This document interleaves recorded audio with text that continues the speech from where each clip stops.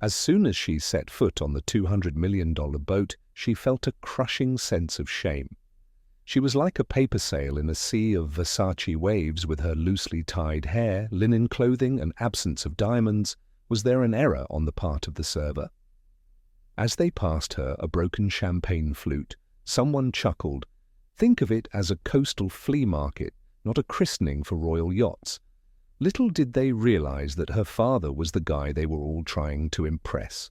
Emerging from the Ligurian Sea, Arctinor Island grew like a crown of stone and emerald, its cliffs lapped by turquoise seas, and its private marina a bastion of riches. In the middle of the bay, the $210 million super yacht Astra Sovereign shone with her 300 feet of teak decks and titanium hull, a memorial to Roe Maritime Holdings, the unrivaled maritime empire of Europe. The island, which belonged to Alaric Marlowe, was a haven for the world's nobility. Only those with sapphire-inked invitations could enter its private coves and homes. As the Gulf Royals trailed out and 300 VIPs crammed into the marina in private jets, the Princess Sophia of Ardennes wore a sapphire diadem, and titans of luxury brands flashed Patek Philippe watches. The dress code of the Ocean dynasty called for haute couture, with Versace gowns featuring pearl-encrusted trains, Zegna suits featuring silk cravats and Cartier jewels laden with history, with a symphony of force emanating from the crystal flutes and an aura of ambitious buzzing. The biometric gates were breached, and not a single unverified soul passed the marble quay. Standing outside the velvet boundaries, a retired oceanographer from Reykjavik observed a private live stream. Her hands, worn and gnarled, held a pendant of seashells, and her gaze was fixed on the graceful simplicity of a young woman. At the West Dock, Selina Marlowe disembarked from a decrepit auxiliary boat, her Amalfi craftswoman-sewn white linen dress billowing in the wind like sea foam. The glossy wood was brushed by her gentle leather flats. Her chestnut hair was tied loosely to one side with dried sea hemp, and neither her wrists nor her neck were adorned with jewels or gold. Her hazel eyes were as sharp as coral, and her complexion had bronzed from years of mapping currents in Iceland's fjords. She was 29 years old and beautiful. After leaving her father's business at the age of 22, Carla, a former marine biologist, lived off the grid while spearheading a United Nations deep-sea rehabilitation project. She discovered the importance of science over social standing while growing up in a hamlet in Cornwall, with her mother a botanist who researched coastal plants. The ebb and flow of the tides, rather than material affluence, molded her heart. Unaccompanied, she arrived at the modest family event that Alaric Marlowe had asked her to, an enigma amidst Loro Piana, shawls and Rolex oyster perpetuals. Her lack of an escort and accompanying pomp caused quite a stir.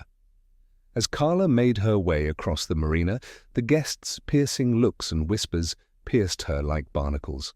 The voice of banking heiress Camille Devereux, who was dressed in a Versace gown that cost $65,000, cut through the live broadcast as she leaned near her companion.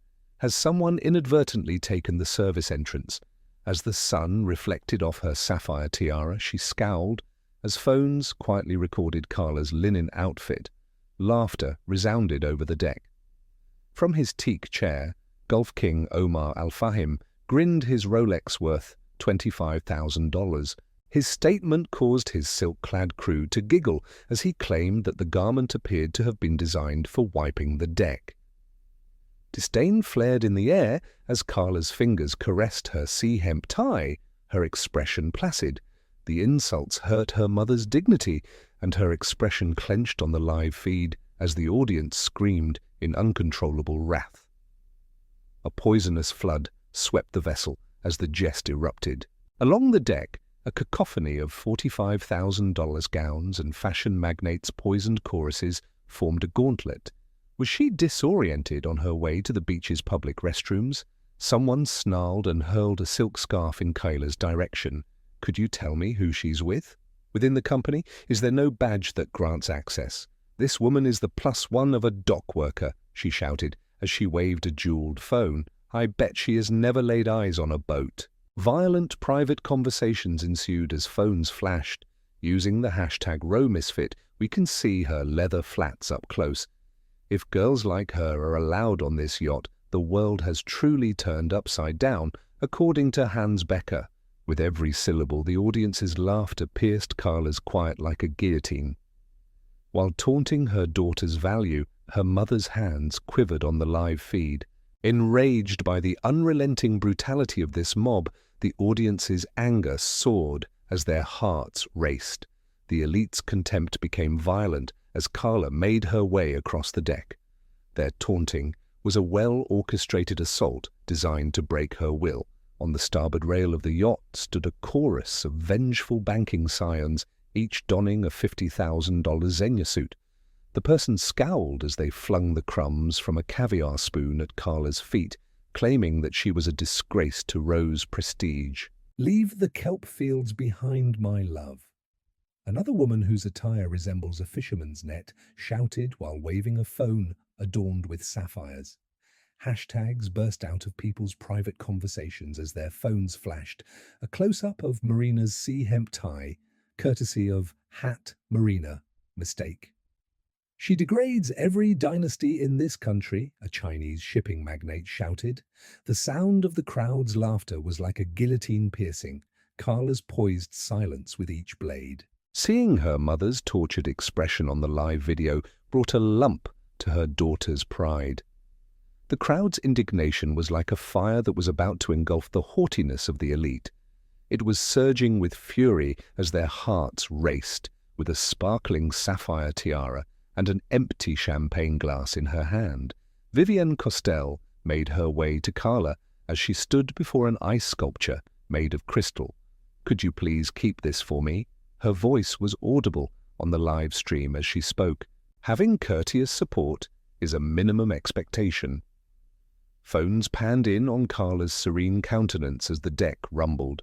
With her calm hazel gaze, Carla took the flute and filled it from a dish nearby, keeping it for herself. The guests' laughing and buzzing private conversations overpowered her deliberate sipping, which she took as a subtle act of defiance. Her sea hemp tie was captured in a yacht fraud. "That person is obviously paid to be here," Elodie Marceau yelled. Her comments were suppressed in the live feed, and she should be ejected. False flag. Every jab was a blow to Kayla's dignity, and her mother's face betrayed her anguish on the live video. The public shame made Carla's audience members very angry, and they felt terrible for her. Camille Devereux's contempt grew more acute as she aimed a deliberate jab at Carla in front of the world's most powerful people. She proclaimed, gesturing at Carla's linen dress in her sparkling $65,000 Versace gown, that she is more than just an outcast. She is an embarrassment. Seeing this must have been embarrassing for Elijah Rowe. Nomad on his boat, with their diamonds dazzling and their phones focusing on Carla's leather flats, her entourage burst out laughing. Vivienne scornfully remarked, her voice accentuated by the concealed microphones on the live feed, that she is a beggar and not a guest. "Legacies, not strays, belong in this marina." In spite of the Hat Row embarrassment, the guests cheered their contempt, crashing like a tsunami. A smile remained as a defense against the treachery, despite the quiet rage that burned in Carla's hazel eyes. On the live stream, her mother's hands quivered as the public shame cut deep into her daughter's soul. Outraged by the heiress's deceit that was broadcasted to the globe, the audience's indignation shouted as they broke for Carla. As a poisonous symphony, the elitists' contempt grew sharper. Executive Isabelle Moreau of a high-end label sat on a velvet bench and spoke loudly enough to be heard over the deck, dressed in a couture gown that cost $55,000. Her sneer was magnified by the hidden mics in the live feed, and she called her an affront to Rowe Maritime's legacy. Seeing this charity case here must have embarrassed her father. She is likely alone because her family disowned her, one of her companions said, adding to the chorus of nods. Someone with no name broke into private conversations as phones flashed and exploded. A British shipping billionaire yelled, "She's a fake, probably forged her invitation." as he examined Carla's linen clothing in close detail. Each roaring laugh was a dagger pointed at Kayla's heart. Every accusation was a stain on her daughter's reputation, and her mother's tortured expression on the live feed reflected that in response to this planned brutality, the audience's wrath surged like a tsunami. As if to add insult to injury, the marina workers, who had learned to glide stealthily, joined in the jest. Near Kayla, a steward in a clean white uniform paused, his voice barely audible. With a smirk that was echoed by the visitors around him, he pointed to the west entrance and told, "Miss, that's where the technician's dock was." His comment made the elite giggle, because they generally don't have such visitors seated on the main deck. Mistakes made by hatch staff caused phones to record Carla's calm expression as their private conversations buzzed. The suffocating flow of popular approbation was accompanied by their public, crucifixion-level arrogance. While Carla steadied her sea hemp tie and kept her hazel eyes focused, her mother's live stream feed revealed a wrinkling face as she betrayed the trust of her workers once again. With their blood boiling at the thought of such institutionalized brutality, the audience's indignation was on full display, threatening to engulf the tranquility of the harbor. The hatred of the marina workers became apparent, as their actions were planned as a public shaming for the entertainment of the aristocracy. Near the yacht's lounge, a chief purser walked up to Carla, his speech betraying his condescension. His outfit was spotless, he proclaimed rather loudly, just loud enough for the live broadcast to pick up on. "Miss, this deck is reserved for verified visitors." He smirked at her linen dress and the other guests that were there, implying that she was in the wrong section based on her outfit. He said, "We don't usually permit such simplicity at row maritime events," which caused the audience to burst out laughing. The serenity on Carla's face was recorded by the phones as their private conversations buzzed, "Yacht mistake hashed."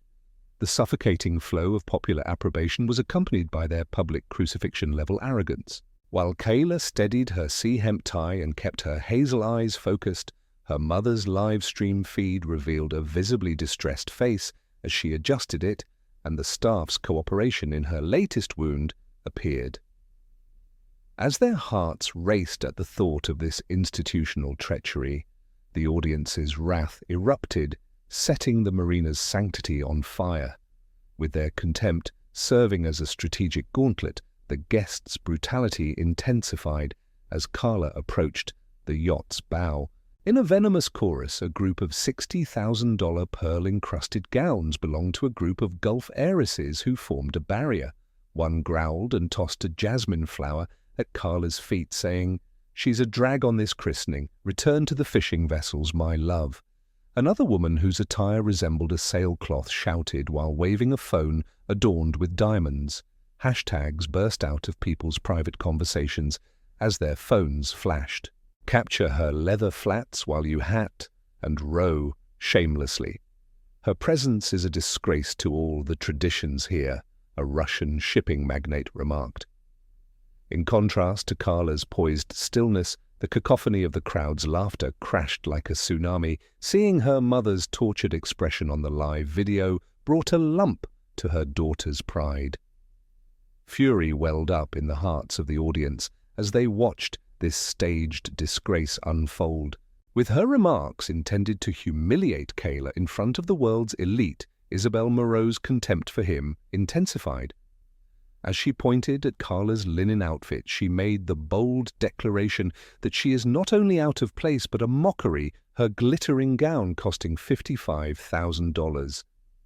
Seeing this wanderer aboard Elijah Rowe's yacht must have scared him. As cameras focused on Kayla's marine hemp tie, her entourage burst out laughing, their diamonds dazzling. As Sabine's sneer reverberated through the live feed, she used the opportunity to call her the charity case rather than a guest. "Keep strays out of this deck." A suffocating tide of disdain washed over the visitors as they clapped and buzzed in their private conversations about the Hat yacht.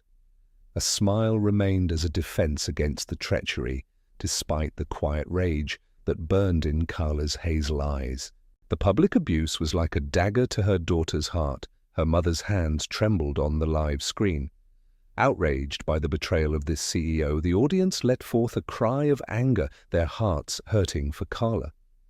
The staff's overt involvement made their conduct a public embarrassment for the elite's entertainment. Near the yacht's railing, a senior stewardess with a shiny badge and an air of condescension approached Carla. "Excuse me, but this area is reserved for invited guests only," she exclaimed, at a volume audible over the live video.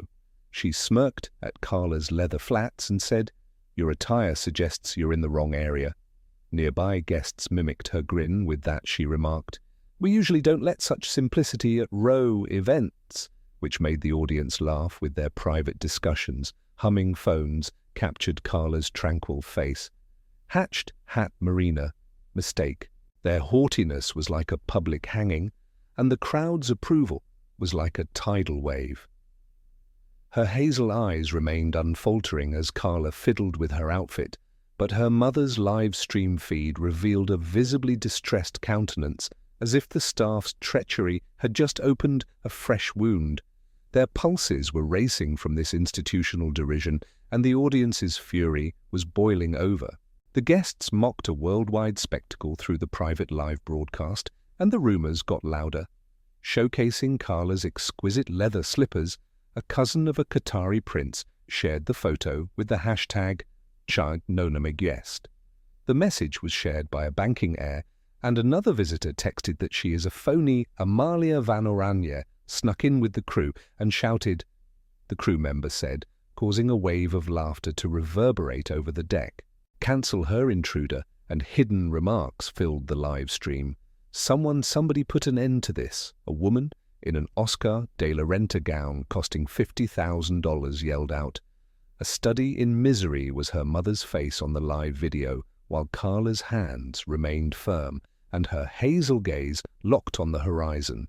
She felt her daughter's pride eroded with each digital punch. The audience's anger reached its peak as they identified with Carla and wanted this international shame to stop. As the visitors' harsh rumors were amplified by the live feed, their voices sounded like a venomous hurricane. With her sparkling $75,000 tiara, Lucia de la Vega moved forward and spoke loudly. "It's likely that she's a fraud who used blackmail to get onto this yacht." One of her jewel-encrusted colleagues added, "Her mother is probably just a myth, a tale to scam Elijah Rowe," as the others nodded in agreement. Headline Rowe.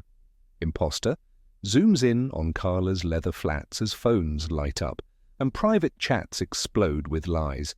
According to Sebastian Cromwell, Arc de Noir has fallen for her deception. Every rumor was like a knife pointed at Carla's heart, and the laughter was roaring. On the live video, her mother's tortured expression betrayed her daughter's dignity. With their hearts in Carla, the audience's fury surged like a tidal wave against this vicious defamation. They were yearning for the truth, to expose the elite's deceit. As they spread malicious stories, the guests' harshness reached its pinnacle, their voices rising like a tempest on the live feed. Leaning forward, Celeste Beaumont glistened in her $70,000 tiara as she spoke loudly.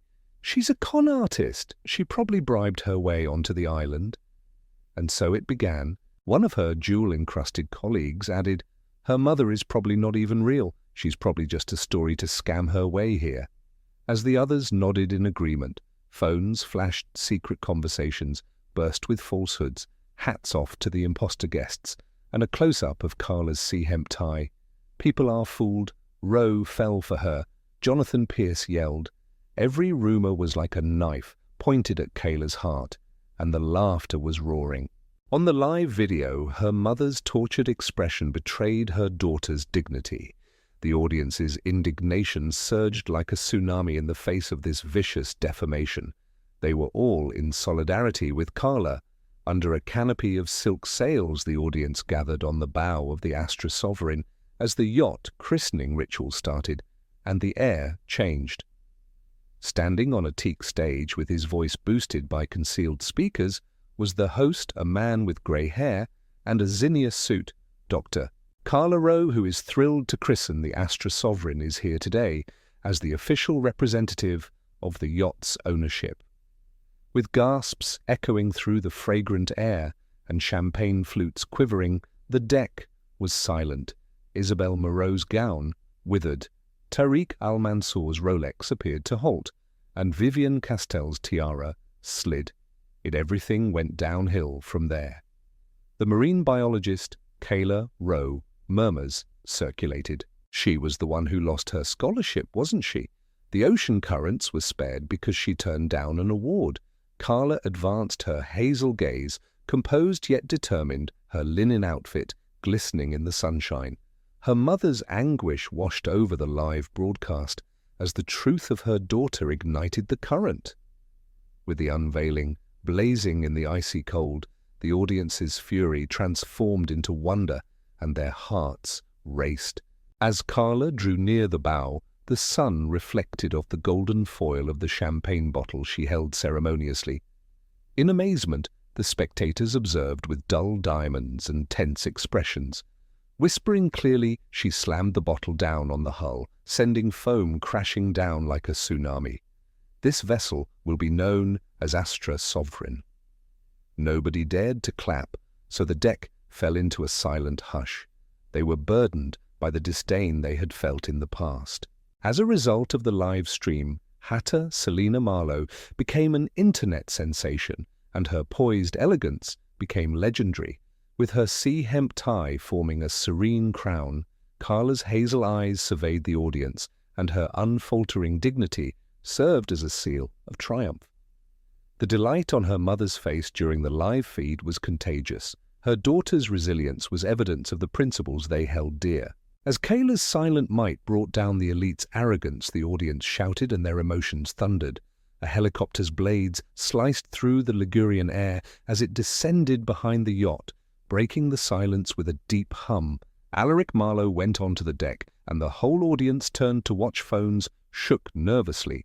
With a face scarred by years at sea, the chairman of Rowe Maritime Holdings marched forward in an unadorned navy suit, his grey eyes as piercing as steel.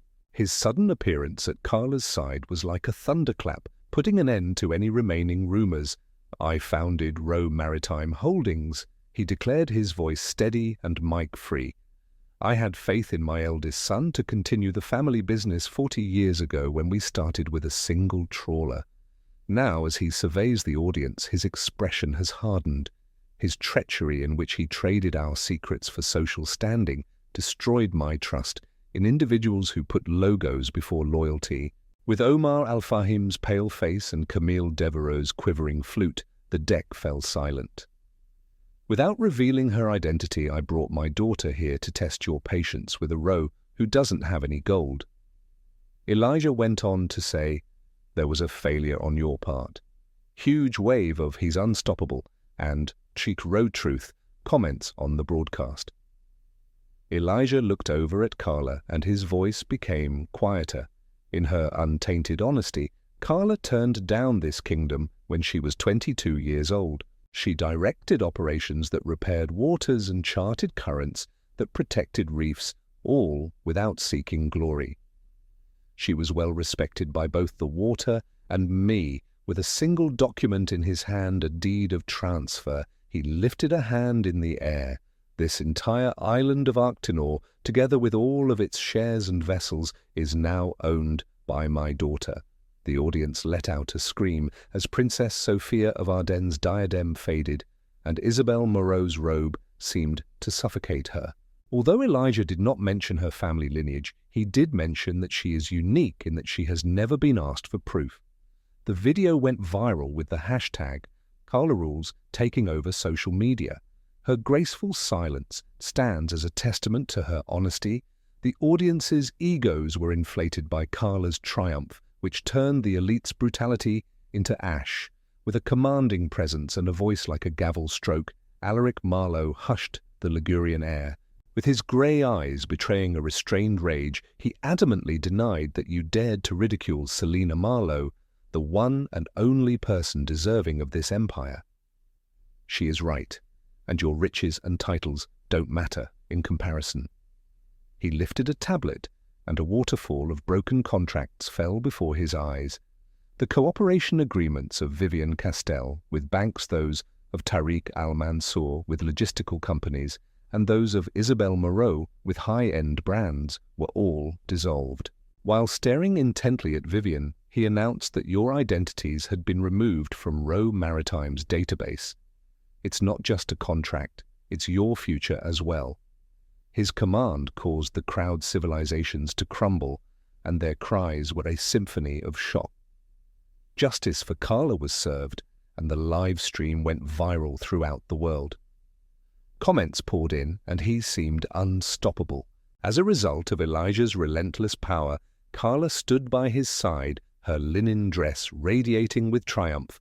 As his worldwide vengeance shattered the haughtiness of the privileged, the crowd let out a yell, their spirits lifting with him. A silent reckoning brought quite immediate consequences. She faced audits for her banking business and had her $3 billion contract with Rowe invalidated. Her mother hauled Vivian Castell into a side cabin, and a violent smack echoed through the door. Tariq Al-Mansour's golfing association was dissolved, his ridicule left a viral scar, and he was removed from a logistics contract. The world turned its back on Isabel Moreau's high-end label as she was embarrassed by her hashtags and had her board position taken away. The sneering steward was hauled off the yacht, his badge taken away, and his career cut short. As their social hegemony crumbled beneath the scrutiny of the live stream's commentary, the golf heiresses who had strewn petals covered their faces and made fun of Selena Marlowe. The once laughing visitors dispersed their sapphire invitations, now dusty and useless. Carla stood by her father's side, her linen outfit serving as a serene crown, and her leather flats as a stable footing.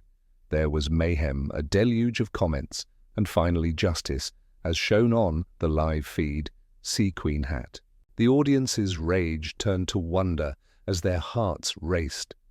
It is a tribute to Carla's honesty that she has succeeded. Their haughtiness crumbled at Elijah's hands, and the collapse of the elite was a sight to behold, with her sapphire tiara in disgrace and her banking empire in the news.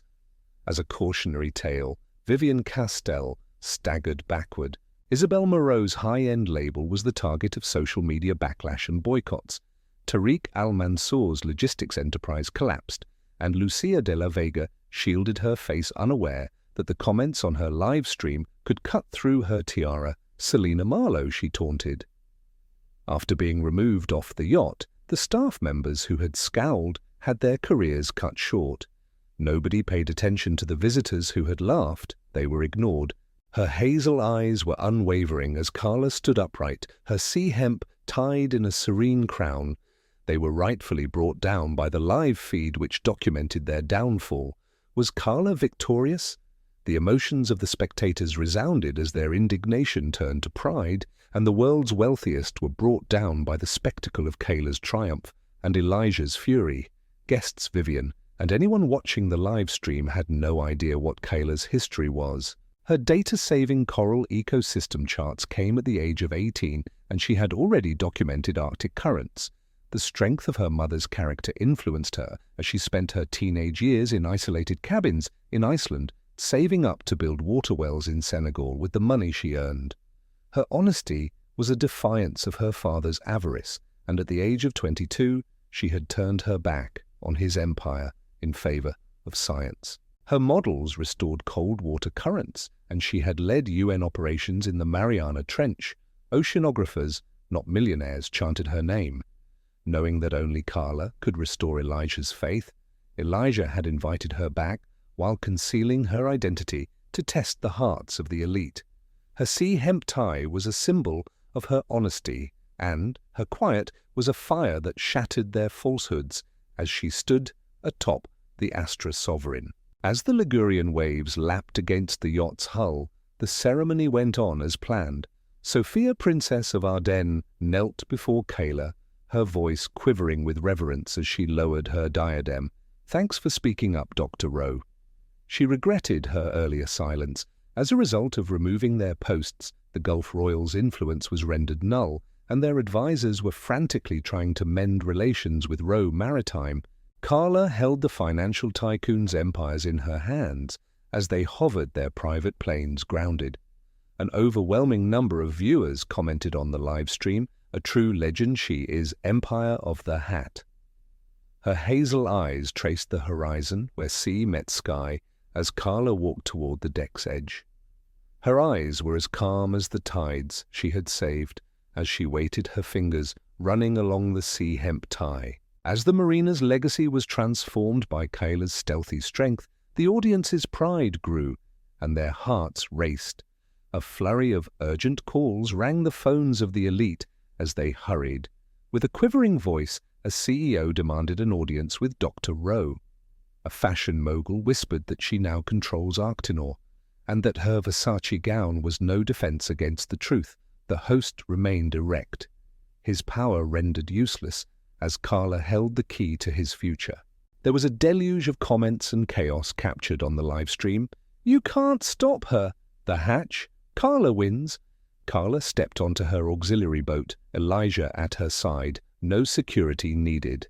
The yacht's crew bowed their heads, their earlier scorn a fading echo.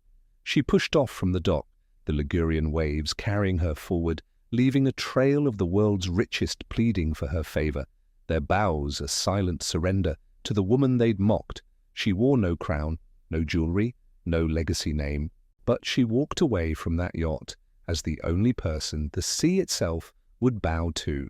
Like, share, and subscribe for more stories like this, and tell us in the comments, would you have stayed quiet like Carla?